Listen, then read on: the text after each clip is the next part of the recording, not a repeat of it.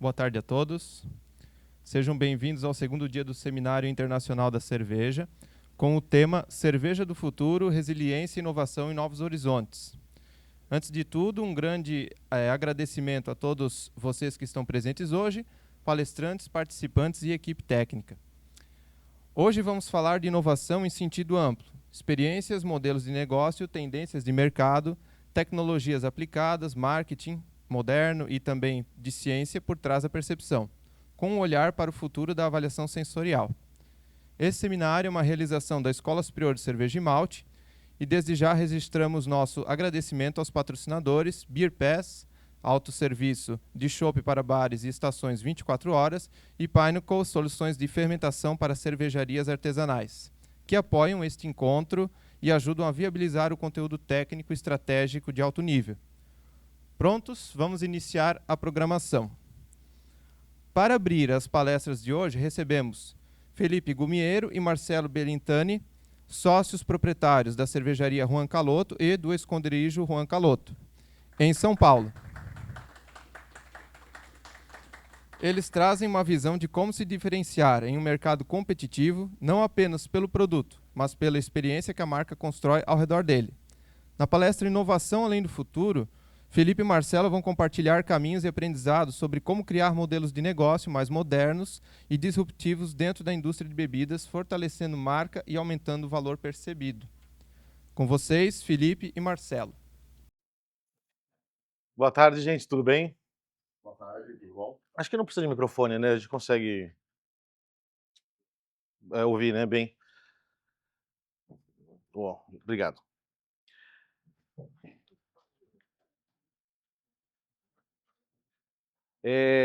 A gente vai falar sobre inovação de produto e quando a gente vê esse tema, a gente pensa em duas coisas. Primeiro, desconstruir o que é inovação e pensar mais profundamente o que é o produto. Porque inovação muitas vezes não é inventar a roda, é aplicar ferramentas de outros mercados ou simplesmente prestar atenção em todas as escolhas que você faz no negócio. E a gente vai falar também muito sobre o produto, o desenvolvimento de produto e como a gente pode ampliar esse conceito do que é o produto, né?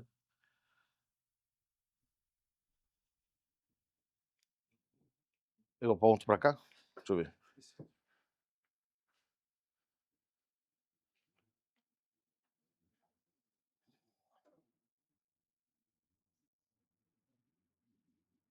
Foi você ou fui eu? Fui eu. Como foi falado, o meu nome é Marcelo, eu é o Felipe, e a gente é uma cervejaria que chama Juan Caloto. A gente é de São Paulo e já tem 11 anos de atividade. É muito legal voltar aqui no festival como palestrante para compartilhar as experiências quando a gente veio no festival antes de ter a cervejaria, no começo dela, no desenvolvimento da marca. Então a gente está num momento bem legal de compartilhar o que já se passou, né? Nesses 11 anos, a gente tem uma trajetória aí de distribuição em todo o território nacional, já teve até algumas exportações pontuais, e também já teve a oportunidade de participar de grandes eventos, festivais, e ter algumas premiações. Aqui já algumas acumuladas no Festival Brasileiro de Cerveja, também a gente teve no Mundial da Labière, na Copa Brasileira de Cervejas lupuladas, um prêmio americano que era o melhor cerveja com lúpulos americanos. Então, a gente já teve algumas conquistas que foram muito legais e participações também. Como muitos cervejeiros, a gente começou fazendo cerveja em casa, com home brewing. Então, panelas pequenas, depois panelas de menos de 20, 100 litros, compartilhando com amigos e familiares, e daí chega um momento que a gente vislumbra do hobby virar um negócio. Uma ideia que a gente tem quando a gente está fazendo cerveja em casa, que é o produto, a cerveja é o líquido que a gente está produzindo. A gente é muito focado no processo, né? Então, essa é uma ideia que às vezes é arrastada para a indústria, de que o líquido é o produto. Pode passar. Mas a gente, para falar de inovação além do produto, é legal pensar o que é o produto. O produto não é só o líquido. Ele é uma parte fundamental, mas ele tem uma série de esferas que envolvem o líquido. Quando a gente pensa em como ele é entregue, como é a embalagem dele, é totalmente importante se você vai ir para lata, garrafa grande, pequena, PET, Uma garrafa especial. uma garrafa especial. Então, assim, o rótulo, nele vai estar, não é só o adesivo que vai na embalagem, o sleeve, é o nome, a identidade visual, é como a gente se comunica instantaneamente com o consumidor. Tudo isso tem a ver a proposta. A proposta não só a proposta de valor, de assim, eu quero fazer uma cerveja low cost, eu quero fazer uma cerveja high-end, mas eu quero fazer esse estilo mais leve, ou eu quero fazer uma combinação de estilos. A proposta é muito importante e isso reflete em tudo, não só no líquido, né? A gente faz parte do produto, aí a gente começa a entrar em questões que a gente às vezes não tem o controle total, mas a gente tem que pensar que faz parte do produto. É onde ele vai estar. Porque você escolhe, às vezes você não escolhe, às vezes você deixa escolherem, mas a gente pode escolher onde o produto vai estar. Se ele está numa gôndola do supermercado, se ele está numa gôndola do supermercado premium, ou se ele está num bar, em qual Numa tap geladeira room, especial. uma geladeira especial. Então, quando você tem a consciência de onde está esse produto, você também está formando essa ideia, esse conceito de qual é o produto, né? Quando a gente pode pensar em momento de consumo. Se você está fazendo uma cerveja que é para ser consumida em momentos especiais, ou se você está fazendo uma cerveja que é para ser consumida no dia a dia, tudo isso, às vezes a gente pensa empiricamente e lança um produto sem fazer essas escolhas de forma consciente. E isso a gente dá para falar sobre líquido, mas se você tem um bar, você também pode pensar a mesma coisa. Qual é a situação que as pessoas vão para lá? Isso ajuda a gente a definir o público do produto e com todas as escolhas da cadeia da produção e da distribuição que vão definir o que é esse produto, né? Dois produtos que dá para pensar como exemplo de quando são, por exemplo, um champanhe ou um prosecco, que normalmente são produtos para celebração. Então, ele é um produto que, obviamente, ele pode ser consumido em outros momentos, mas ele foi planejado para aquilo. Ou, por exemplo, o peru, tanto que a gente chama de peru de Natal. Ele é um produto pensado para uma época específica do ano, né? E todos esses pensamentos, a gente tem que estar sendo premiado pelo conceito do produto. E a gente pode ir além, pensando como esse produto vai ser lembrado, como a gente quer que o nosso produto seja lembrado, como ele é lembrado de fato, o que esse produto comunica e o que as pessoas que consomem podem dizer quando consomem esse produto, porque a gente se expressa através do consumo também. A marca que está na nossa camiseta, ou o produto que a gente leva para casa, quando a gente é convidado para a casa de alguém, a gente leva uma garrafa de alguma coisa lá, a gente está se comunicando, a gente está se expressando. Então, quando a gente fica pensando não no produto como líquido, mas o produto como todas essas esferas Camadas, né? de definições que, assim, tem algumas que você tem um controle praticamente total. Você vai escolher qual é a sua embalagem, você vai comprar de um fornecedor, você vai fazer o controle de qualidade e usar, então você tem total controle. Mas o quando, você não tem o total controle, mas você pode direcionar para o consumidor quando que vai ser esse consumo, né? Para falar sobre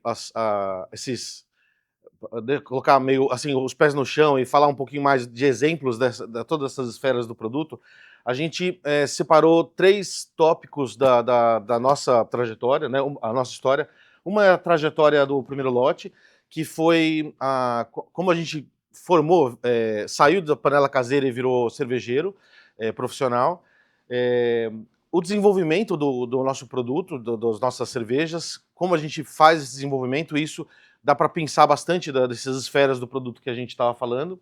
E o nosso bar, que já tem 4 anos, e daí lá é uma forma também muito clara de você ver como um produto não é só o líquido, não é só a escolha do estilo, ou o IBU e tudo mais, mas é todo um ambiente em volta do produto que vai causar uma boa experiência, né?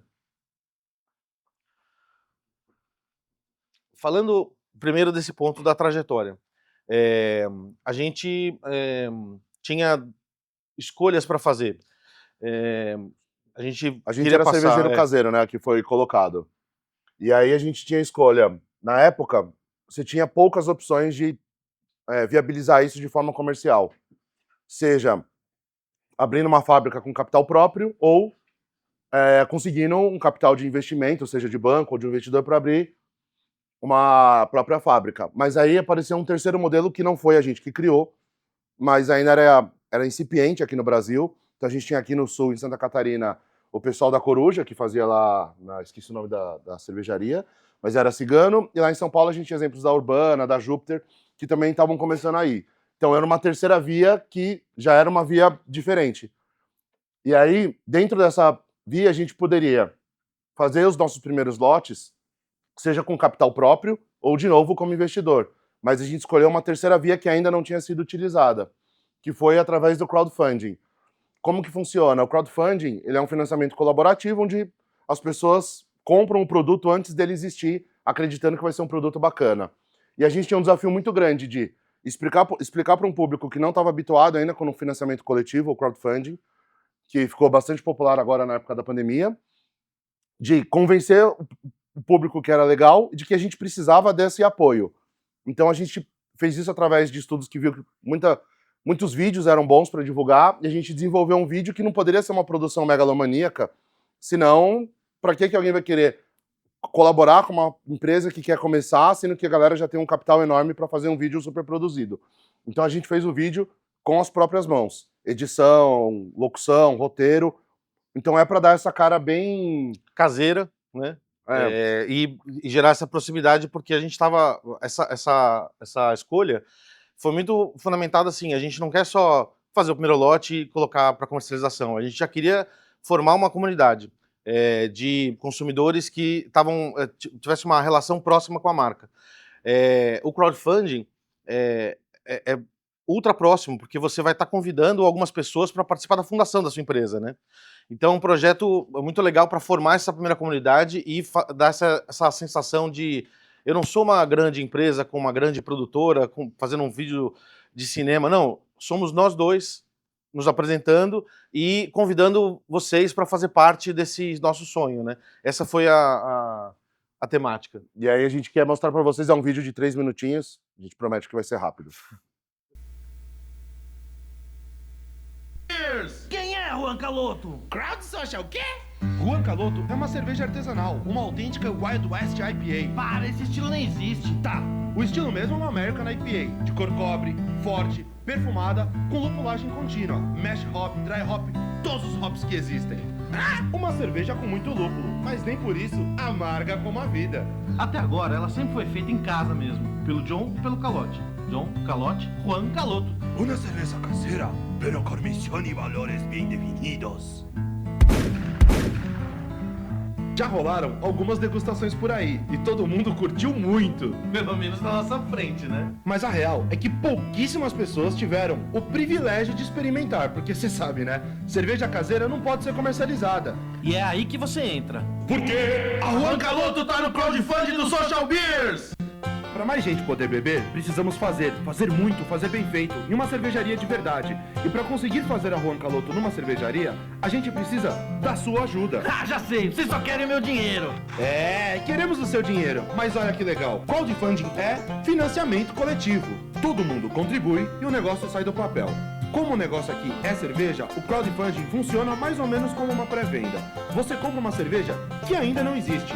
Daí você chama os seus amigos e fala: cara, comprei uma cerveja que ainda não existe, mas se você comprar também ela vai existir. Daí eles compram e fazem o mesmo. Cara, comprei uma cerveja que ainda não existe, mas se você comprar ela vai existir. Daí eles compram e fazem o mesmo. Cara, comprei uma cerveja que não existe. Já vi, vou comprar também. Quando um monte de gente comprar, a gente vai ter a grana para fazer a cerveja. E todo mundo que participou vai ter a sua Juan Caloto. Não é só isso, porque quem botou fé e participou desse crowdfunding faz parte do bando e ganha recompensas Juan Caloto. Brindes exclusivos e coisas úteis como bigode, mesmo se você for mulher. Dependendo de quando você contribuir, vai até aparecer no rótulo. Sério? Mesmo se eu for feio? Claro! A gente não liga pra sua aparência, a gente liga pro seu dinheiro! Mas calma aí, e se sou eu comprar? A gente não vai ter todo o dinheiro para fazer a cerveja. E você recebe o seu dinheiro de volta. Relaxa, porque a Juan Caloto tá no crowdfunding do Social Beers! Social Beers é a primeira plataforma de crowdfunding exclusiva de projetos relacionados à cerveja do mundo. Os caras são top. Já fizeram edições que geraram cervejas antológicas. São craques em juntar grandes mestres cervejeiros. cervejarias e pessoas importantes da cultura cervejeira. O negócio é sério, mas com cerveja. Não tem como dar errado. Então invista seu rico dinheirinho no que realmente importa nessa vida. Compre uma cota para garantir as suas garrafas de Juan Caloto. Você não estará só comprando uma cerveja nova, diferente, única, artesanal, que nem existe ainda. Você estará contribuindo para a realização de um sonho, o nascimento de um novo império, a formação de uma organização baseada em valores sólidos, uma missão nobre e universal. Fique por dentro de todas as cotas e recompensas. Divulgue este financiamento coletivo e compre a sua cota. Porque a Juan Caloto tá no crowdfunding do Social Beers.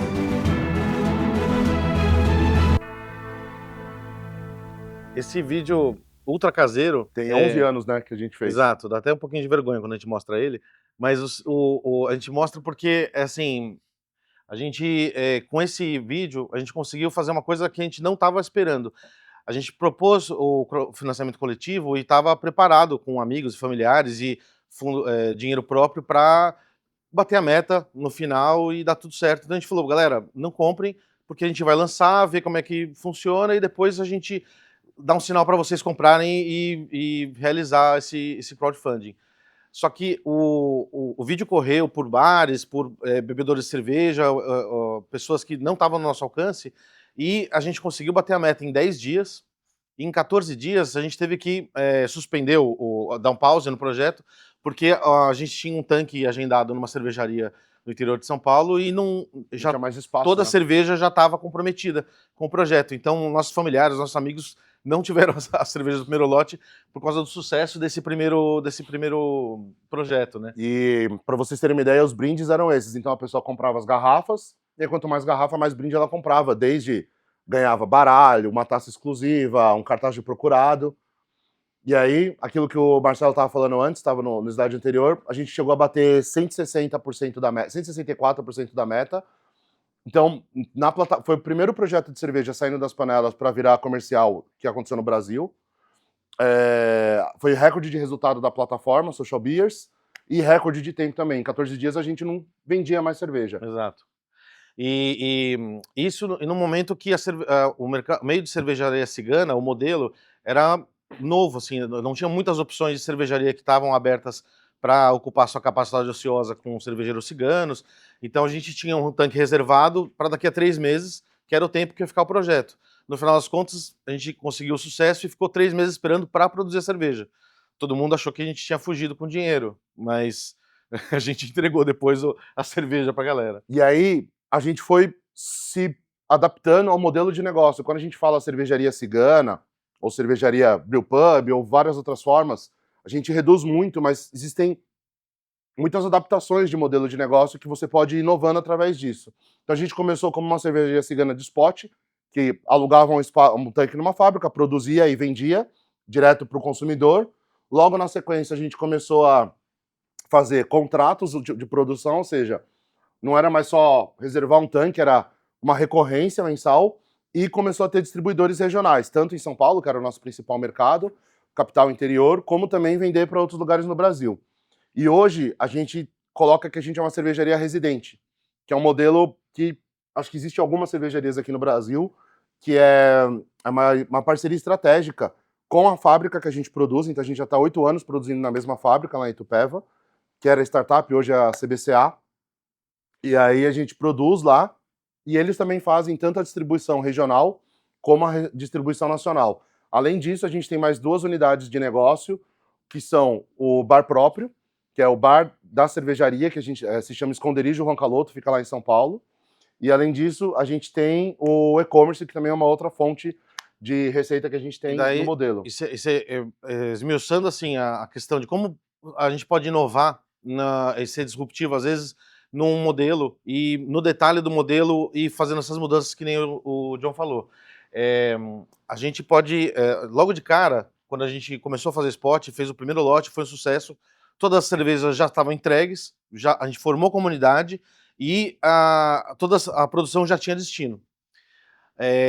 Logo de cara, isso atraiu tanto a fábrica que a gente produziu para falar, poxa, vocês venderam todo o lote, vamos fazer outro. Eles se empolgaram para virar parceiro estratégico na produção e esse barulho atraiu um distribuidor que se prontificou e falou assim, olha, se vocês produzirem, X litros por mês eu garanto que eu vendo nos bares. Então, a gente conseguiu já juntar parceiros estratégicos. Quando vocês pensam no modelo de negócio de vocês, vocês têm as parcerias estratégicas e as atividades que vocês podem terceirizar, que vocês podem se concentrar, as frentes de trabalho, canais de distribuição. Então, todos esses pensamentos, às vezes a gente vai fazendo a coisa conforme os desafios vão aparecendo, mas a gente tem que dar um passo para trás e conscientemente tomar as decisões, né? A gente, boa parte das decisões foram muito estratégicas e pensadas. Por exemplo, não, vamos fechar com essa distribuidora, vamos fazer aqui. Chegou um momento que a gente falou assim, essa distribuidora não está vendendo o suficiente para a nossa meta, vamos vender para outros distribuidores regionais. E daí a gente fez essa mudança no modelo. Então, isso é uma evolução constante, né? Dos detalhes do modelo de negócio. Que a gente fala muito, ter uma cervejaria artesanal no Brasil já é um negócio disruptivo, já é um negócio muito desafiador. Então, às vezes, o local que a gente está, você precisa se adaptar àquilo. Então, às vezes, uma fábrica, ela vai ser só produção e ela vai ter vários bares próprios, regionais, que vão estar no local. Ou, às vezes, a fábrica vai ser uma fábrica um pouco menor, mas ela vai ter um grande restaurante com uma alta gastronomia. Então, depende muito do posicionamento. Então, seja cigano, seja fábrica, seja brewpub, você consegue adaptar o seu negócio, pensar de forma disruptiva para adaptar para o seu ambiente que você está. E né? todo o O mercado cenário que você é colocado. consegue ser muito mais ágil por conta do tamanho do negócio, né? Se você não é um big player, você tem uma agilidade de mudança e ajuste do seu modelo de negócio. E aí, a gente está falando do modelo de negócio, que são as formas possíveis, e outra parte que faz muito, que a gente como cervejeiro, às vezes, que nem olhou logo no começo, a gente olha muito pro líquido, né, que a gente vai querer fazer, mas aqui agora a gente vai abordar um pouco de como funciona a nossa forma de desenvolvimento de produto, que a gente muitas vezes não parte do líquido, a gente parte muitas vezes de um conceito. Então, o que acontece? Quando a gente formou a Juan Caloto, a gente pensou, a cerveja tem que ter uma identificação muito forte com a gente mesmo. Então, quando a gente fazia cerveja caseira, a gente falava muito de filmes de Velho Oeste, que é um gosto em comum que eu e o Calote a gente tem.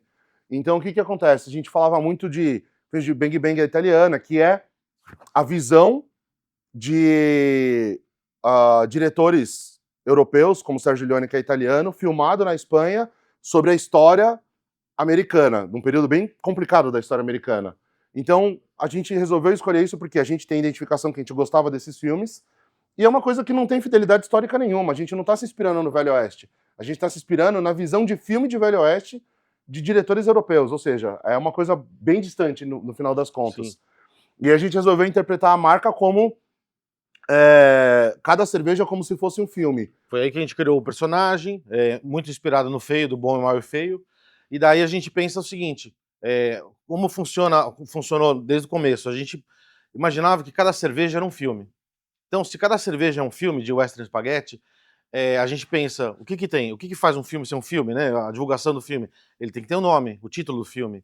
Ele tem o cartaz do filme, tem a sinopse do filme. A gente não precisa chegar ao ponto de ter o roteiro e a produção, mas a gente tem essa história. E a história, ela tem que ser tem que ter uma introdução nela no próprio nome.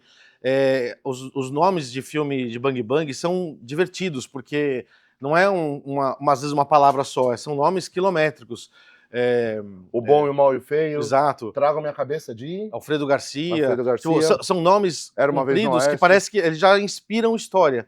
Então a gente pegou isso, e isso já foi uma ruptura de vertentes de design, de desenvolvimento de produto, que você fala assim, poxa, eu tô fazendo uma cerveja Pilsen, vou botar no rótulo o nome da minha cervejaria e Pilsen bem grandão. Isso é uma linha que ela dá muito certo.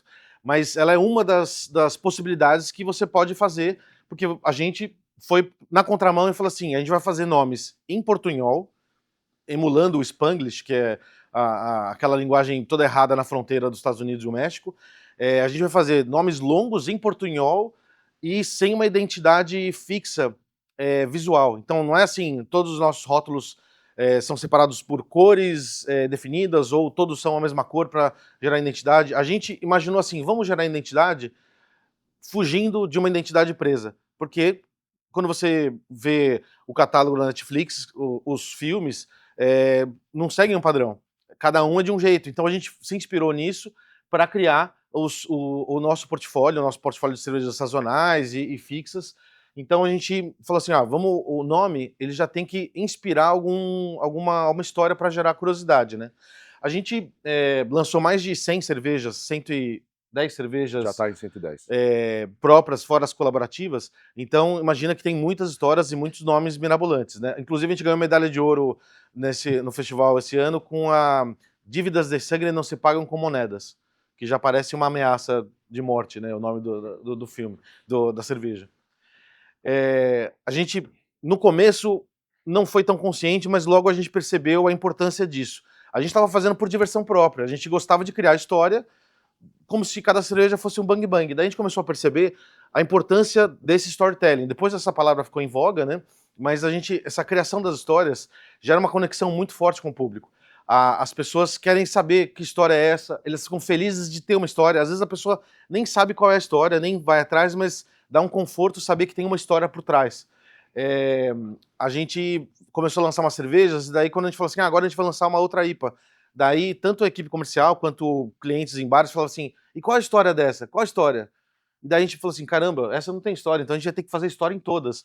Essa conexão das histórias, elas são muito importantes para o consumidor ficar mais tempo prestando atenção no produto, por exemplo. Se você vê uma cerveja, toma, dá um gole, acabou a história, acabou. Agora, se você convida ele a saber o porquê que tem aquele nome estranho, por que essa cerveja tem essa ilustração de um cara numa forca, uma coisa assim, você desperta a curiosidade, conta uma história, passa uma mensagem e tem uma relação mais duradoura, de entretenimento e de proximidade com o público, né? Um paralelo interessante, é como se fosse um professor de cursinho. Sim. É mais fácil você passar uma mensagem através de uma história, ou de uma musiquinha, ou de alguma forma mais lúdica, do que você passar essa mensagem de maneira literal, às vezes. Então a gente se deu conta que é uma coisa antiga já. O ser humano passa muitos ensinamentos através de histórias, muito mais do que passar o ensinamento de forma literal. Então, a gente percebeu que a gente conseguia falar muito mais da nossa cerveja e reter a atenção do nosso público, contando uma história, que nessa história falava quais lúpulos que iam, qual que era a proposta da cerveja, se é para uma cerveja mais encorpada, mais leve. Em vez de dizer isso literalmente no rótulo, de uma forma técnica, a gente colocava isso junto com as histórias. Então, a gente vai usar alguns exemplos aqui, que a gente vai passar, que vão deixar isso bem claro. Então, o primeiro deles, a gente estava num cenário, quando a gente fez essa cerveja, que as Juicy IPAs estavam em ascensão. Mas a gente sentiu um problema. A gente sempre gostou de cervejas com alto drinkability. Seja uma cerveja com muito álcool, com pouco álcool, mas que a gente tem isso é uma coisa mais pessoal até, né? Aquela coisa assim, poxa, eu vou tomar uma cerveja, eu quero tomar uma cerveja que eu consiga tomar a embalagem dela sozinho, que eu compro no mercado. Então, se eu vou comprar um pint, que é a nossa lata de 473, ela tem que ser uma cerveja para você tomar em 473. Ou aquele barrilzinho de 5 litros, tem que tomar toda a embalagem. O barril inteiro. E aí, qual que era o problema? As Juicy IPAs no começo aqui no Brasil, elas estavam em ascensão, mas ao mesmo tempo elas tinham uma picância meio exagerada. A gente ainda não tinha aprendido direito como limpar, deixar a levedura decantar, ou centrifugar a cerveja, para ela não ficar com aquela picância exagerada, de residual de lúpulo. Então a gente falou, poxa, vamos fazer uma cerveja muito fácil de beber, mas que entrega toda a carga sensorial de uma Juicy IPA, mas ela não pode ser tão alcoólica, senão a pessoa vai ficar muito louca no lugar. Às vezes ela quer tomar ao longo do dia.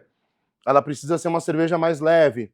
Então, a gente falou, qual é a mensagem que a gente quer passar? A gente quer uma Juicy IPA tão agradável que ela vai ser aquela cerveja que vai fazer você até mudar seus planos. É quando o pessoal brinca, tem um momento que você está no bar que você passa por uma linha, que é o horizonte de eventos, que depois do que acontece, você não consegue sair do bar. Não consegue sair do bar. Você fica lá, então você fala, não, tudo bem, eu vou me atrasar um pouquinho nesse compromisso, não tem problema. E aí, pensando nisso, a gente fez essa cerveja, que é a Paco Puede Esperar. Que ela o quê? Ela é uma Juicy APA, é uma American Pale Ale, uma NEAPA, uma Juicy APA, né? E qual que é a ideia? Quando você olha para essa cerveja, olhando, por exemplo, pro aspecto, ela já está dizendo que ela é uma Juicy. Ela é turva, ela é amarelinha, clara, ela vai te passar uma refrescância. No rótulo, na comunicação, a escolha de cores passa isso. Se a gente for pensar no lado óbvio, uma cerveja de Velho Oeste, ela ia ter que cores? Ela ia ter um Pantone laranja, vermelho, areia, ela ia puxar pro marrom, mas a gente falou, isso não passa refrescância, isso passa calor, isso passa uma coisa mais arenosa, né? Por isso que a temática da cervejaria ela não pode ser uma prisão. Se você faz uma temática uma temática medieval, você não tem que colocar pedra em todos os rótulos. A temática pode ser uma ferramenta, mas não pode ser uma prisão da comunicação que você vai fazer do produto, né? E aí a gente escolheu essa cena, que tá o pessoal comemorando no bar, Você se pergunta, quem que é esse cara que tá tomando essa cerveja? Ele tá feliz. Poxa, tá um ambiente refrescante, azul, um amarelinho claro, é uma coisa leve. E a gente gosta de trabalhar esse estranhamento, porque quando você vê o rótulo, tem essas dúvidas de quem é Paco? É esse cara de chapéu que tá aí? O que é essa galera em volta? Por que tem uma forca no nome, na letra U? Mas tá tão tranquilo, em portunhol, o que é isso? Todos esses estranhamentos, em algumas estratégias de marketing, são péssimas, porque você tem que comunicar de uma forma muito rápida e muito massiva em algumas estratégias. A estratégia que a gente adotou, que pode servir para, em muitos casos, é se aproveitar desse estranhamento, porque esse estranhamento vai afastar público que não seria um público que estaria disposto a gastar o valor que a gente coloca na cerveja. A gente atrai público curioso, público que está curioso para tomar cervejas diferentes. Então, o estranhamento é uma ferramenta importante para a gente. E aí, esse é o texto que fica atrás da lata, que a gente estava falando para vocês do storytelling. Então, o texto é: Paco foi capturado. El bando de Juan Caloto se reúne em um salão em las montañas para discutir el resgate del comparsa de tantas aventuras. Pero antes de salir, un golito y una Juice American Pale Ale muda los planos. La leveza, la suquidez del líquido repleto de lúpulos, mosaic, amarillo, citra, conquistam los bandoleros. Juan Caloto analisa la situación y conclui: para el regozijo del bando, Paco pode esperar um pouquinho mais. Ou seja, nesse texto, o que a gente está fazendo? Escrevendo em portunhol, você já quebra que você está falando que você não se leva a sério. Você já está passando uma mensagem para o público que aquilo é divertido, que é já um dá entretenimento. o tom de voz da marca e do produto, né? Tira o peso de ter uma forca ali colocada. E aí, a gente coloca que é uma cerveja leve, que é uma cerveja que vai lembrar notas de fruta, então, ou seja, suquidez. Tá falando quais lúpulos para o nosso público muitas vezes se interessa em qual lúpulo que a gente está usando. E termina com uma piadota falando: poxa, essa cerveja é tão boa que o Paco pode esperar um pouquinho pelo resgate. Então, a gente passa as informações de um jeito sucinto, leve e divertido, mas contando uma história. Ou seja, cada um de vocês já deve ter na cabeça uma imagem como que é o Paco, onde que ele ia estar esperando, se ele ficou puto, se ele não ficou puto. A identificação já começa a acontecer. O exemplo 2, a gente fez uma série de cervejas em cima de um personagem, que é a Karina Cristina. Assim, curiosamente, é só a curiosidade, a minha esposa chama Alessandra Karina e a do John é Fernanda Cristina. Elas escondem o segundo nome delas, então a gente resolveu dar uma homenagem e colocar em muitas latas o nome que elas escondem. A gente fez uma história, a gente colocou assim... Reparem que quando a gente pensa na proposta da cerveja e pensar na história, às vezes a escolha do estilo e detalhes do líquido estão fazendo parte desse processo. Não é uma caixinha pensar no líquido, uma caixinha pensar no rótulo, uma caixinha pensar na história. Tudo tem que estar conversando. Então a gente estava falando, poxa, vamos fazer uma série, a gente está lançando tanta cerveja diferente, são tantos lançamentos, vamos fazer uma série que explora a diferença do lúpulo no dry hop. Vamos fazer uma Double Juice IPA que tenha sempre o mesmo álcool, o mesmo IBU. A gente pode fazer variações no malte e variações significativas na lupulagem, tanto na parte quente quanto no dry hop. Legal, daí a gente começou e daí foi... Pode passar mais uma. Foi a primeira cerveja que a gente fez, era El Segredo de Karina Cristina. Tinha uma história... eu não vou entrar em detalhes aqui, mas assim, tem um porquê da Karina Cristina ser a filha do xerife e também ela se transveste de um bandoleiro vingança, que é quem solta os bandidos que o pai dela prende. Então tem uma história rocambolesca parece folhetim de novela mexicana, que a gente colocou a Karina Cristina central. Tem muito a ver com os líquidos, porque o xerife é uma West Coast IPA super tradicional, inspirada no Pliny the Elder. E a Carina Cristina é a filha rebelde, que é a Juicy, a Double Juicy IPA. E ela, a Vingança, que é a outra cerveja, é uma Sour IPA. Então, esse universo de líquidos e histórias estão bem conectados. A gente fez a Segredo da Carina Cristina, depois a gente fez o volume 2, mudou os lúpulos, depois a gente fez uma mudança maior na arte e na receita, também. no líquido também, que era Por Trás da Máscara da Dona Moreira. Então as pessoas iam acompanhando a história da Carina Cristina. E duas coisas importantes que valem colocar é assim, a gente tem, se você for procurar mais a fundo, a gente tem a história do xerife, que é o pai da Carina Cristina, mas se você pegar a lata sozinha, você consegue absorver tudo que tá ali sem ter necessidade de você ter que consumir todo o resto. Você não tem essa obrigação. A lata funciona sozinha, mas se você quiser buscar ampliar esse conhecimento, você consegue. Às vezes o nome da cerveja num tap list e você tá tomando em chopp já tem que funcionar. Por isso que às vezes a gente coloca nomes que já causam estranhamento e já dão indício de alguma história, porque às vezes é a única coisa que a pessoa vai ter o contato. Vai ter o contato do nome. É o Segredo de Carina Cristina. E aí a gente ficou um tempo sem fazer essa cerveja, de novo essa série, e aí muitas pessoas pediam, poxa, e aí, vocês vão fazer de novo a Carina Cristina? E aí, legal que assim, muitas vezes as pessoas se sentiam confortáveis de saber que tem uma história, mas não sabiam da história de verdade. Porque chamava de Catarina Cristiane. E falava assim, não, a Catarina Cristiane é a melhor cerveja de vocês. Daí a gente não ligava, que errava o nome e falava assim, mas qual delas? Assim, como qual delas? Não, já tem 3 cervejas, qual que você gostou mais?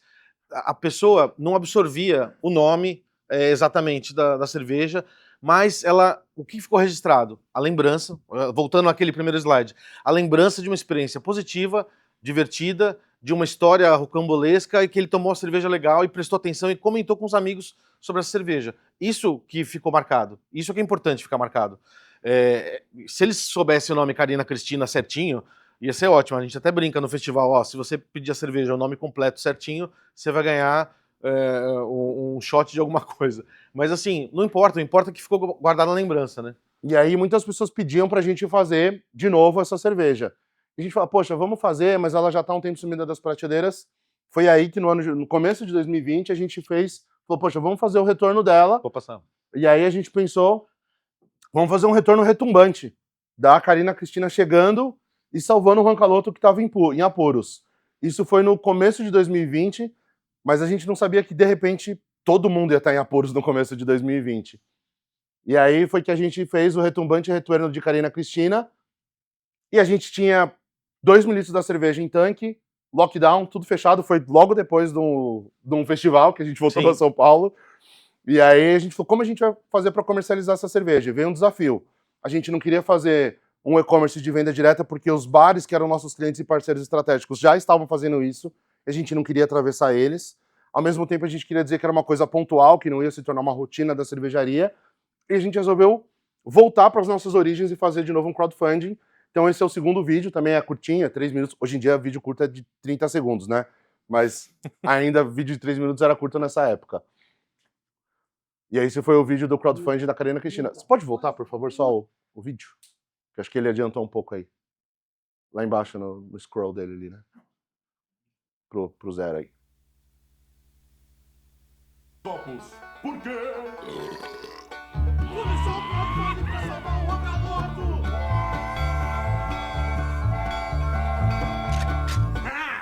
Juan Caloto voltando às origens, pedindo dinheiro de novo. Quem é Rogaloto? Mas por que de novo? Juan Caloto é uma cervejaria. Lá em 2014, rolou um financiamento coletivo. Foi assim que a gente fez o primeiro lote em uma cervejaria de verdade. E a cerveja foi a Wild West IPA. La formación del bando. Foi um sucesso. Desde aquela garrafinha, a número 1, a gente fez muita, mas muita cerveja. Olha quanto rótulo! Tudo porque, lá atrás, mais de 600 pessoas Desavisadas. compraram uma cerveja que nem existia ainda. Agora, o cenário é outro. Se você não tá numa ilha deserta, a gente não precisa nem entrar nos detalhes. E por isso, estamos aqui para envolver nossa comunidade em torno de um bem comum, a manutenção da revolução cervejeira, a permanência de um legado. Crowdfunding pra salvar o Rogaloto!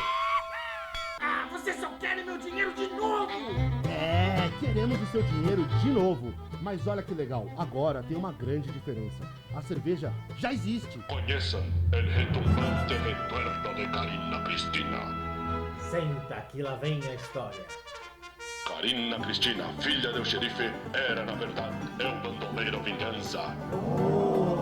Que soltava os bandoleiros que seu papai insistia em prender. Então vieram as aclamadas cervejas que acabaram rapidito. E Karina Cristina não foi vista nunca mais.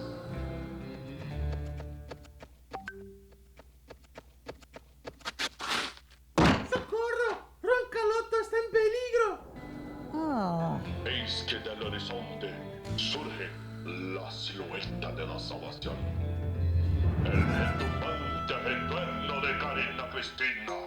Peraí! Crowdfunding pra uma cerveja que não existe! La cerveza existe, pero no está paga. Ela tá prontinha, fresquinha, só esperando você comprar sua cota. Então o que você tá esperando? Vai lá e participa do crowdfunding pra salvar o Roncaloto! E a recompensa das cotas é essa Double Juice IPA, que tá fresquíssima, muito aromática. Tá incrível. Então eu posso salvar o Roncaloto bebendo cerveja? Você sozinho não, mas se contar pra todo mundo, com certeza.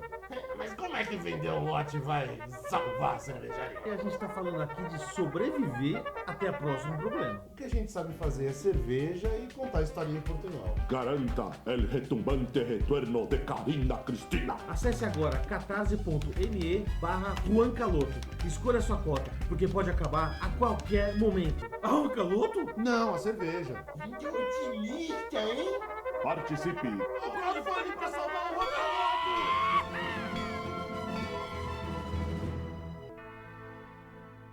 Essa cerveja tá engatada no Degusta, então vocês podem provar, te convido a todos vocês a provar essa cerveja. Foi um exemplo assim de o que era uma história mirabolante de alguns rótulos sazonais. A gente foi fazer uma cerveja que a gente falou assim, vamos fazer a Karina Cristina definitiva, retumbante e retuerno. De repente, o input do cenário externo transforma o projeto e daí, ontem mesmo, 2 pessoas em horários diferentes chegaram para o nosso stand e falaram assim, poxa, eu conheci vocês por conta na pandemia, a Catarina Filomena, eu comprei um monte de lata da Catarina Filomena, que legal, adoro vocês, porque gerou essa conexão. Num momento super tenso do mundo, a gente, na nossa bolha do mercado cervejeiro, na bolha do mercado cervejeiro dos nossos consumidores, eles se divertiram, compraram uma cerveja, ajudaram a Roncaloto, ajudaram eles próprios, e a gente conseguiu assim, bater 300% da meta.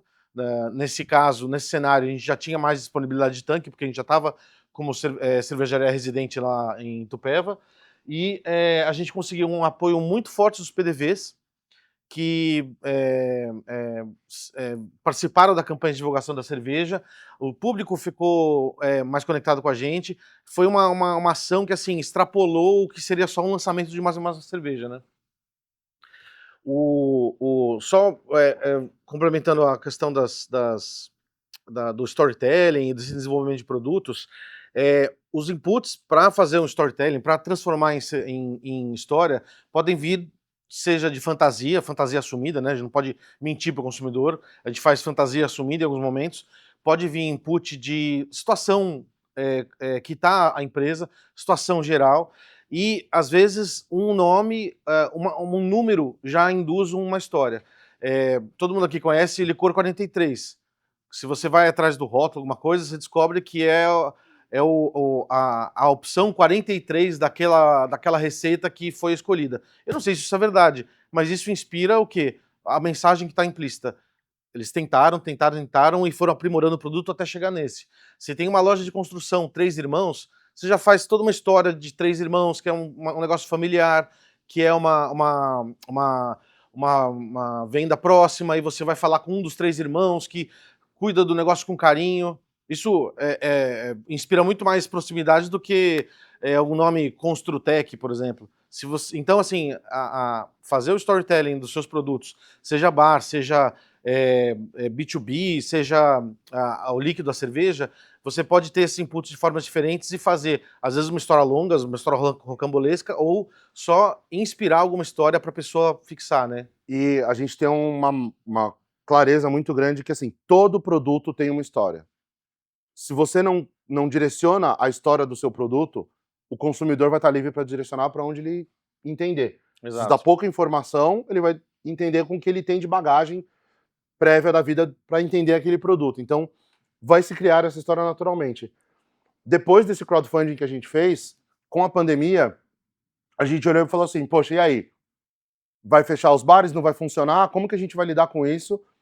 E a gente achou, tinham alguns imóveis vazios em São Paulo por conta dessa movimentação, e a gente falou, vamos procurar uma casa, porque se a coisa... A gente já tinha há muito tempo vontade de ter a casa da Juan Caloto, e a gente pensou, se os bares voltarem a abrir, a gente abre um bar. Se não voltarem a abrir e ficar tudo só take and go, a galera comprando e levando para casa, a gente transforma num empório. E aí a gente resolveu transformar num bar, e aí que nasce a ideia. A gente achou uma casa super bonitinha lá na Vila Mariana, em São Paulo, e surgiu a ideia de montar o Esconderijo Juan Caloto.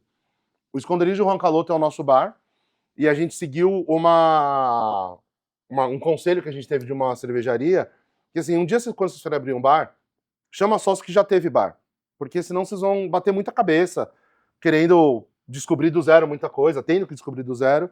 E a gente chamou, os dois rapazes estavam aqui, acho que eles saíram agora. Acho que eles não estavam gostando da palestra, eles saíram. Mas já ouviram tudo isso.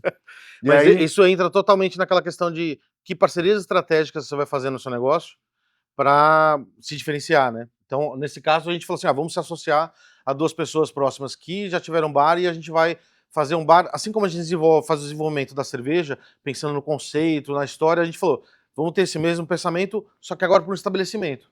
E aí, o que acontece? O bar, ele é mais uma interação, ele é mais uma interface que a gente vai ter com o consumidor da marca. Então, até então, a nossa interface era o quê? Eram as latas, as redes sociais e a nossa cara feia em festivais aparecendo por aí. De repente, a gente fala, a gente vai ter uma outra interface. E tudo que o consumidor entra em contato, que você desenvolveu e você criou, vai fazer parte da identidade da sua marca. Então, a gente materializou isso através do nosso bar, que o conceito era uma casa abandonada, invadida pelo bando do Juan Caloto, ou seja, não era um salão enorme. Que seria um caminho até mais óbvio, mais óbvio, assim, temática de bang bang, vamos fazer um salão. Não, a gente pensou, vamos fazer um lugar onde o bando se esconde. Não vai ter uma portinha de salão na frente, as pessoas não vão fantasiadas lá, elas estão se escondendo lá, né? E aí foi quando a gente fez o Esconderijo Juan Caloto. Então, primeiro, qual que foi o conceito? É uma casa abandonada invadida pelo bando. E aí foi se transformando no QG do bando do Juan Caloto, que a gente falou, é onde os nossos financiadores, galera que comprou o crowdfunding, vai se encontrar, e obviamente todo mundo que é fã da marca. E para isso, permeia como a gente fez a ambientação, por exemplo. A gente comprou um piano, tem um piano de mais de 100 anos lá no bar, que toca, é usado, toda semana tem músico que toca piano lá, porque a gente falou assim, vamos criar um ambiente de verdade. Um piano de verdade, a gente foi atrás de ferro velho, família vende tudo, leilão. Em leilão a gente comprou fotos que são de 100 anos. Então, essa grade que aparece artigos aqui, velhos de verdade. Essa grade que aparece é uma grade dos Correios da década de 20. E a gente também tomou cuidado com a hospitalidade.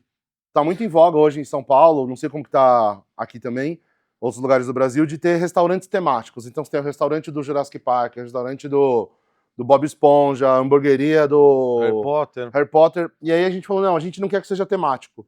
A gente quer que seja climático, ou seja, você vai para lá, porque esse temático funciona, é um negócio que funciona, mas as pessoas vão para visitar uma vez, tirar uma foto e beleza, curtiu a experiência, vai para o próximo. E a gente queria que fosse algo recorrente. Então, da mesma forma que a gente sempre gostou de ir em pub irlandês lá em São Paulo, tinha o O'Malley's, onde a gente começou a tomar cerveja, O'Malley's, Finnegan's, The Blue Pub, a gente falou, poxa, vamos fazer um lugar que parece um bar antigo, parece que a pessoa é transportada para o Velho Oeste, mas diferente de um bar temático, você não vai ser recebido com bem-vindo ao Esconderijo Juan Caloto, uma coisa mais cênica. Não, vai ser um bar normal, você vai ser recebido ali como cliente, e a gente tomou muito cuidado com a hospitalidade. Isso é parte do treinamento de hospitalidade da brigada. Até detalhes de cuidado que a gente fez, que é muito comum em tap rooms, por uma questão prática, as torneiras ficarem na câmara fria. a gente queria que, como numa experiência de bar clássico e tradicional, o chopp fosse servido de frente com o cliente. Então as torneiras são todas no balcão. Por quê? Pro garçom servir o chopp olhando cara a cara pro cliente e evitar ao máximo ele ter que virar de costas. E aí aqui são algumas fotos da ambientação lá do bar, uma casa bem pequenininha. Ou seja, é muito fácil de encher também, isso é muito bom. Assim, quem tem bar aqui sabe como são muitos detalhes que você precisa prestar atenção. Quando você está fazendo cerveja, você tem que pensar além do líquidos, tem que pensar na embalagem que você vai fazer e tudo mais. Quando você tem um bar, não é só escolher qual vai ser o tap list. Você tem que escolher qual é o copo que você vai usar. Isso vai fazer uma diferença gigantesca. Se você vai seguir um padrão, se você vai seguir um padrão A ou B, se você vai inovar, se você vai ter copos das marcas, a bolacha de chopp, aonde a pessoa vai sentar. Às vezes a gente toma decisões, vem um projeto do arquiteto e já coloca a bola para frente, mas quando a gente se concentra e toma as decisões conscientes para criar a experiência que a gente quer, para aquele slide de como é que eu quero que a pessoa tome essa cerveja, aonde, quando, com quem, a gente faz esse exercício e tenta materializar. Esse foi o jeito que a gente materializou, né? Então, a comida também tem um ponto, assim, a gente fala, a questão do Velho Oeste vai ter só comida Tex-Mex? Não, vamos se pegar um conceito de comidas embutidos e... De boteco, né? E de conservas, porque faz sentido com o conceito de Velho Oeste, mas a gente, tipo, se deixa... montar uma experiência que seja com a harmonização das nossas cervejas, comida de boteco tradicional, ou experiência como de Ramon, que todo mês vai um cortador de Ramon cortar lá na hora, super fresco, o corte das pessoas experimentarem uma carne curada, né? Um detalhe também que a gente tomou cuidado, só para falar todo esse cuidado, a gente teve que fazer logo no começo, né, que estava finalizando a pandemia quando a gente inaugurou, ter uma opção de cardápio digital, mas hoje a gente não tem cardápio digital. O cardápio é uma placa de madeira, escrito como se fosse um jornal antigo, ou seja, você tem textura, você tem papel, você tem visual. Imagina se chegar num bar que você quer que a pessoa tenha uma ambientação Velho Oeste e ela pega um QR Code ali. O próprio QR Code já gera um estranhamento muito grande, né? Aí, desculpa, eu acabei adiantando, se puder voltar. A gente tem cuidado também com a programação musical. Então, tanto a comunicação remete a shows antigos, a panfletos clássicos, como também a gente coloca country, outlaw country, hillbilly, bluegrass, e a gente tem uma felicidade que acabou se tornando parte da rota do country do country americano em São Paulo. Então, a gente tem músicos que às vezes estão acostumados a tocar para públicos muito maiores, às vezes de 5.000 pessoas, 3.000 pessoas, e vão tocar lá no nosso bar para 50. Então, porque se tornou um ambiente que os músicos, às vezes, de outros estados estão tocando em lugares maiores em São Paulo e fala, poxa, rola dar uma passadinha para tocar aí, a gente arruma agenda, e isso é muito bacana, assim. A gente tem músicos como o Rodrigo Haddad, que toca, às vezes, em grandes shows de country e tudo mais. Até pessoal do Paraná, né, o Hillbilly Rawhide também, o pessoal já tocou lá. Então é muito bacana, assim, a gente receber muitos músicos que também conversam, tanto o playlist como as bandas que tocam lá, que é um espaço super apertado, embaixo da escada, fazem questão de tocar. O piano tá aqui do lado do contrabaixo, se vocês pararem. Então, se você pensar, eu tenho um tap room, uma tap house, ou sou um brew pub, então o que eu vendo é cerveja. Não. A cerveja é um ponto muito importante, mas você vai ter que ser um restaurante, você vai ter que ser uma casa de show, você vai ter que ser um decorador de ambientes internos, porque você vai ter que popular aquilo de alguma forma e criar aquele ambiente. Então, assim, em alguns modelos, você não vai precisar da cozinha, você vai chamar food truck, só que a curadoria que você vai fazer dos food trucks vai ser importante, porque isso vai estar diretamente atrelado ao seu negócio. Então, quando a gente estava lá antes da pandemia, a gente não tinha como moldar exatamente, materializar como é a experiência que a gente gostaria, da pessoa sentar no balcão, tomar uma cerveja, ouvindo X música com tal iluminação. A gente não tinha isso materializado, mas a gente fazia representações e divulgava isso nas redes sociais e colocava a nossa cerveja em bares que tinham esse clima. Então a gente já conseguia expandir um pouco a ideia de sal líquido para quando, com quem, como era consumo, através dessa comunicação. O esconderijo foi um passo além nesse sentido para a gente conseguir materializar e falar, mesmo quem não foi no esconderijo, tem essa ideia de assim, é assim que é para consumir esse produto. Não é esse pensamento óbvio com essas palavras, mas assim, essa é a cara desse produto, essa é a identidade. Eu não preciso estar tomando, eu posso estar tomando na praia uma lata de Carina Cristina, só que eu vou lembrar do esconderijo Juan Caloto, vou lembrar daquele ambiente, né? Essa é a intenção. E aí a gente também fez questão de dividir. Tava rolando muito o lance assim, até uma preocupação dos bares de cerveja, que são nossos clientes, falar, poxa, mas a coquetelaria tá chegando, tem muito cliente querendo consumir coquetel, tá pedindo. Então colocava às vezes um gin tônica, alguma coisa no tap. A gente falou, não, vamos dedicar metade do balcão do bar para coquetéis. E aí a gente fez uma coquetelaria muito bem feita, dando atenção para aquilo, seja no cardápio que é feito, o Calote que faz todas as artes da Juan Caloto, feito como se fosse um quadrinho, contando uma história, seja fazendo desenvolvimento de coquetéis autorais, e a gente aproveitou também para fazer parceria. Um dos sócios da Juan Caloto, lá do Esconderijo, é o Marcelo Maas, e ele é o proprietário da Gist Destilaria. E a gente falou, poxa, é uma oportunidade da gente também produzir nossos destilados. E aí a gente tem hoje 3 produtos, que é o Widowmaker Joe, que ele é um moonshine, ele é um whisky não envelhecido, basicamente, que usa malte, centeio, milho e malte turfado. Além disso, a gente tem uma catuaba e um moonshine com maçã, que também é um clássico americano. De novo, essas garrafas estão lá no nosso stand. Quem quiser provar, pode convida vocês para passar lá no nosso stand, tomar um pouquinho e experimentar essas outras bebidas. São as garrafas. A gente até teve a felicidade de essas nossas bebidas expandem a marca para romper essa bolha cervejeira.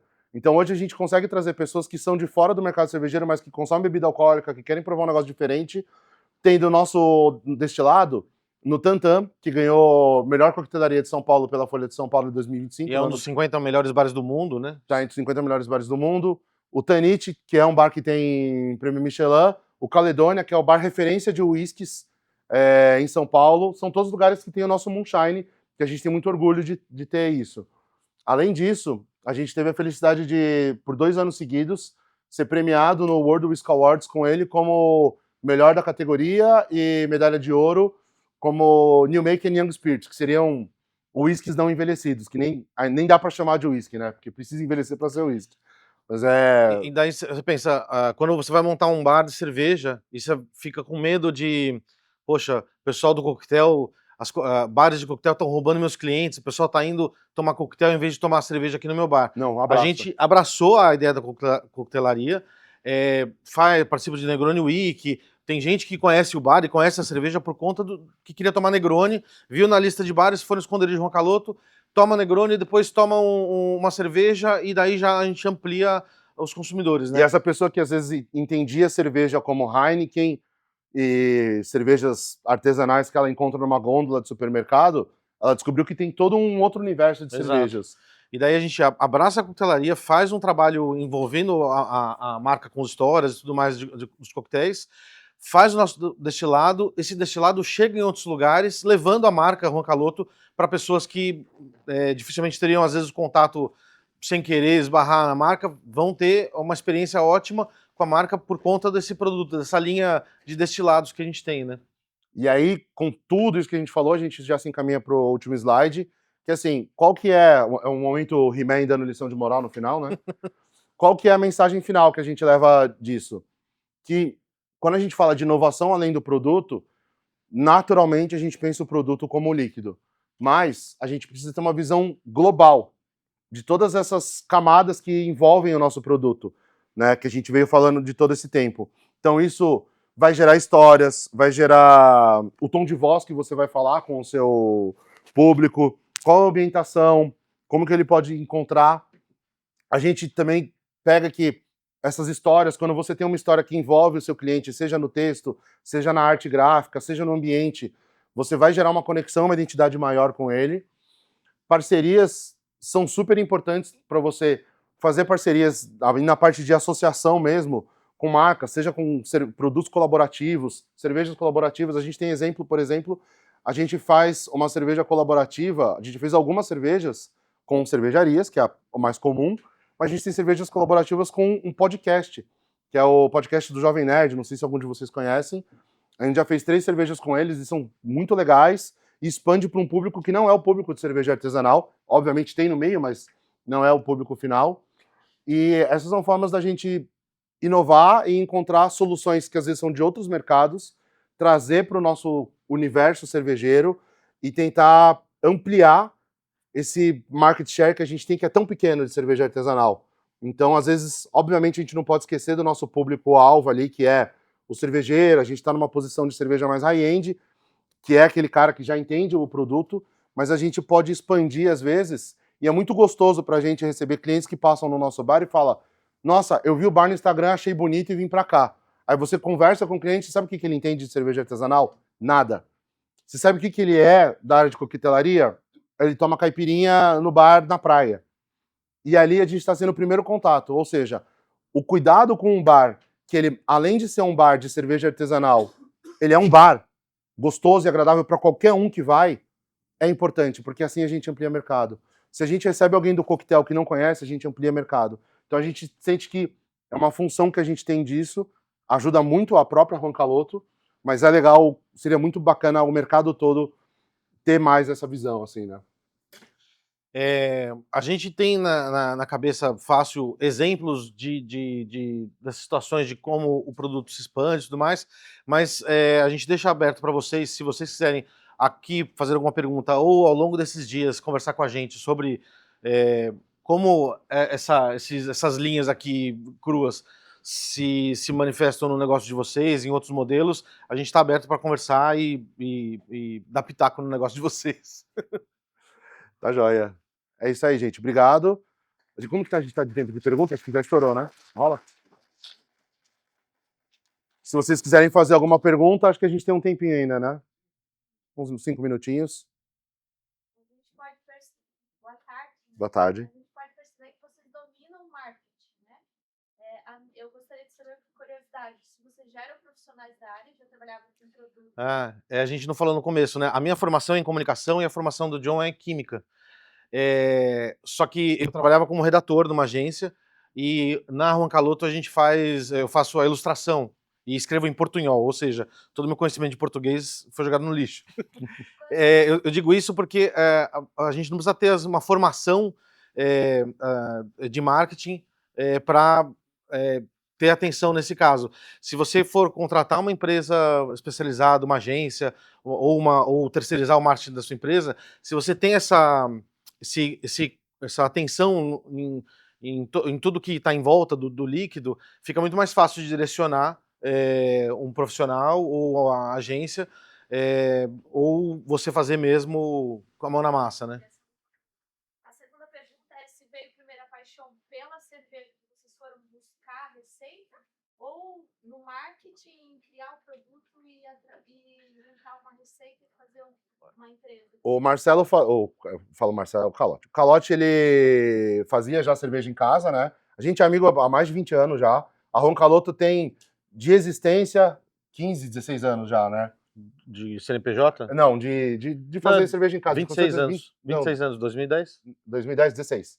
16. Não sei fazer conta. Eu que fiz química. Aí, ele já fazia cerveja em casa, mas ele fez sozinho umas épocas. E aí eu falei, pô, Calotão, fiquei sabendo que você fez uns lotes de cerveja aí. Porra, eu sei exatamente o que acontece, mas eu nunca vi fazer na minha frente. Vamos fazer junto?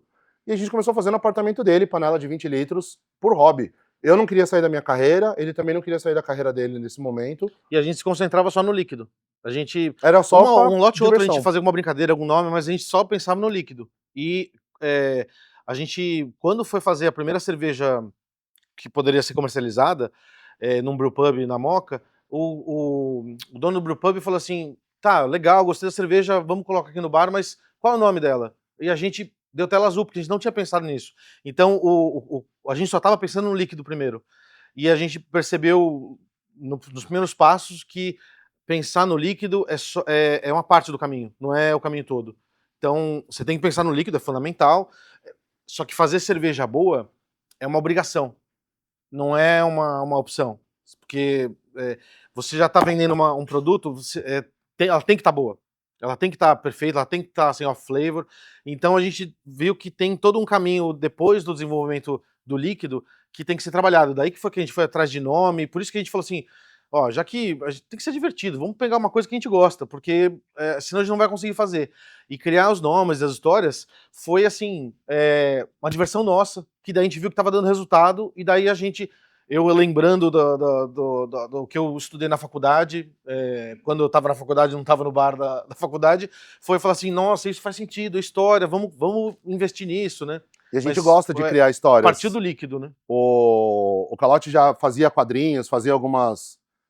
como que é mesmo? Não é fanfic, Fanzine. Fanzine. Ele fazia uns fanzines já e tudo mais. Fanfic é outra coisa.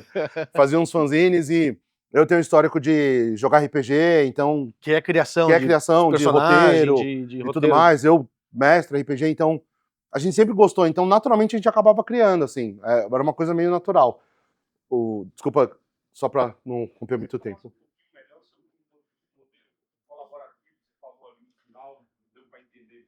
Imagina. De financiamento... Não, de parcerias... O que acontece é assim, a gente naturalmente acaba conhecendo várias pessoas por conta do nosso trabalho, né? Conhece outras cervejarias, conhece às vezes um dono de bar, um cliente e tudo mais. É um collab. E aí a gente faz collabs, já fez com várias cervejarias, e aí acontece que a gente foi chamado do Jovem Nerd específico, a gente foi chamado para servir a nossa cerveja em um lançamento de um escritório deles aqui em São Paulo, e aí rolou um match, eles gostaram da marca, da comunicação, a gente bateu o santo, vamos dizer assim, e aí rolou que eles fizeram um episódio num podcast de RPG, que é o que eu tava comentando, e no meio desse roteiro, um dos personagens tomava uma cerveja lá e tinha um campeonato de tomar cerveja. E aí eles falaram, pô, vamos fazer a cerveja desse episódio aqui. E aí a gente fez essa cerveja, vendeu pra caramba, foi super legal, era uma coisa limitada. Depende de cada negócio. Nesse caso, cada negócio é muito específico. Então, assim, já teve cervejaria que a gente eu fiz a cerveja, eu produzi e eu comercializei e a cervejaria só tava junto. Teve casos, por exemplo, cervejaria, a gente tava querendo entrar no mercado do Paraná. Aí a gente conversou, sei lá, com a Bastards, com a Swamp, cervejas que a gente já fez colaborativo. E aí a gente se conheceu, bateu o santo, pô, vamos fazer uma collab? A gente fala assim, ó, vocês produzem, a gente faz o rótulo, a gente faz junto a receita da cerveja, a gente já consegue fazer rótulo fácil, a gente produz o rótulo, junta tudo, eles produzem, comercializam e beleza, a gente compra uns lotes, compra uns barris, umas latas e põe. Não tem troca financeira. Com o pessoal do Jovem Nerd, como a gente está usando uma propriedade intelectual deles, nessas latas que a gente faz, a gente paga um royalty para eles. É quase um licenciamento. É um licenciamento. Não, a gente paga para eles, entendeu? Então, por exemplo, eu vou produzir 10 mil garrafas de uma cerveja, aí eu vou pagar, sei lá, 5%, 10%, que cada negócio é uma negociação de royalties para eles diferente. Pelos demais, Teve né? cerveja, por exemplo, que a gente não pagou royalty nenhum para eles, porque era uma demanda deles e... Então, cada produção é uma negociação diferente, entendeu? Mas é muito legal porque a gente expande para um público nerd que não tem nada a ver com o público de cerveja. Obviamente, existem intersecções, mas é um público muito diferente. Eles têm episódio de Nerdcast RPG que tem 4 milhões de downloads. Imagina para quantas pessoas que a gente não tá falando da nossa marca, entendeu? Então, mesmo que a gente pague um royalty, às vezes é muito menor do que uma inserção que uma marca como a Intel já pagou para eles fazerem, entendeu? Isso é muito legal. Pessoal, mais alguma pergunta? Vou liberar mais uma pergunta e aí a gente faz uma pausa de 5 minutinhos para quem quiser tomar um café enquanto a gente organiza então a próxima palestra. Como é que foi a logística de distribuição das 600 primeiras cotas que vocês venderam ali no início? Porque expandiu, né? Uhum. Eles vinham buscar na unidade? Não, a gente entregou tudo por... Foi enviado... Correio e transportadora. Nesse primeiro ainda tinha um modelo que as pessoas podiam ir em alguns bares parceiros da plataforma de crowdfunding para buscar. Então, você podia escolher receber pelo correio e pagar o frete, ou outras formas de envio que não era dos correios, transportadora, ou ir até o bar da sua cidade. Então, assim, no Rio de Janeiro tinha um bar que era parceiro, então a gente mandou as cervejas embaladas, os kits com camiseta, com copo, cartaz e tudo mais, para lá, e as pessoas iam buscar, e daí não precisava pagar o frete. Então teve essa forma. No segundo crowdfunding, que foi mais de 1.000 entregas simultâneas, foi de arrancar os cabelos também, porque a gente, daí foi tudo correio, né? Foi a Não maior tinha parte. nada Não pra tinha retirar. transportadora em São Paulo. Retirar não dá, porque era pandemia, tinha que entregar Mas tudo. a logística foi transportadora de São Paulo e o parceiro de logística que trabalhava com algumas transportadoras para alguns Vários. estados específicos e correio também. Então, Exato. então teve um processo assim, o que é a cerveja, o líquido, a historinha. A gente teve que desenvolver uma embalagem. Hoje em dia, tem uma caixa quadrada 20 por 20 com um berço de isopor, com espaço para 4 latas, que é utilizada por algumas cervejarias, porque a gente teve que desenvolver com uma empresa de isopor o desenho, testar, chegar num resultado de cubagem boa para tanto proteger as latas quanto não pagar frete demasiado por conta do volume, né? A gente teve que desenvolver essa solução para conseguir mandar os kits específicos de 4 latas da Carina Cristina. Sem mandar fazer molde de isopor. A gente tem que desenvolver com uma técnica de corte de isopor que faz o berço. Então, tipo, específico. é até onde, tipo, às vezes a gente se encontra no desenvolvimento de um produto. Era só para criar mais um capítulo da história da Carina Cristina e a gente virou especialista em corte de isopor. Maravilha, gente. Muito obrigado pela presença de vocês. Obrigado e convido todos a tomarem a Carina Cristina e os Moonshines lá no Degusta.